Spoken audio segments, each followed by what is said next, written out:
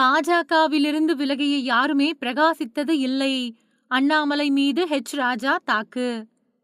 பாஜகவிலிருந்து விலகி அரசியல்ல பிரகாசிச்சவங்க ஒருத்தர் கூட கிடையாது அப்படின்னு அண்ணாமலைய பாஜக மூத்த தலைவர் ராஜா மறைமுகமா விமர்சனம் பண்ணியிருக்காரு.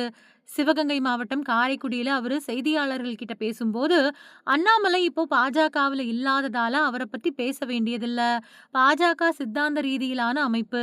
காங்கிரஸ்ல இருந்து வெளியேறிட்டாங்க. அரசியல்ல சிறந்து விளங்கியிருக்காங்க. ஆனா பாஜகவுல இருந்து வெளியேறினவங்க, அரசியல்ல பிரகாசிச்சவங்க அப்படின்னு ஒருத்தர் கூட கிடையாது. அண்ணாமலை இல்லாதப்போ போன 2014வது வருஷம் பாஜக கூட்டணி 19% வாக்குகள் பெற்றது. அண்ணாமலை இருந்தப்போ 2024வது வருஷம் 18% தான் பெற்றது. தாவேக அரசு சில்லுண்டிகள சேர்த்துக்கிட்டு பெரும்பான்மைய நிரூபிச்சிருக்கு.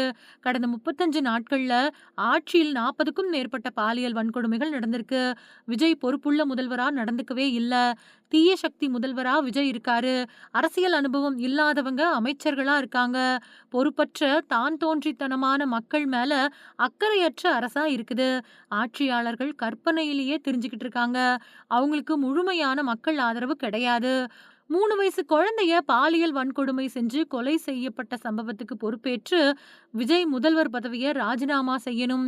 தாவேக ஆட்சி தமிழகத்துக்கு ஒரு துரதிர்ஷ்டம். காவிரிக்கு குறுக்க மேகதாது அணை கட்ட மத்திய அரசு அனுமதி வழங்காது. கர்நாடக அரசு கற்பனை செஞ்சுக்கிட்டு பேசுறத நாம ஏன் தடுக்கணும்? திருப்பரங்குன்றத்துல தீபம் ஏற்றணும் அப்படின்னு நீதிமன்றம் மறுபடியும் தீர்ப்பு கொடுத்திருக்கு. ஏற்ற முடியாது அப்படின்னு அமைச்சர் நிர்மல்குமார் சொன்னா, அதுக்கு பின்னாடி நான் பதில் சொல்றேன். சிறுபான்மையின மாணவர்கள் மத அடையாளங்கள் இல்லாம பள்ளிக்கு வரணும் அப்படின்னு சொல்ல பள்ளி கல்வித்துறை அமைச்சருக்கு தைரியம் இருக்குதா அப்படின்னு ராஜா சொன்னாரு.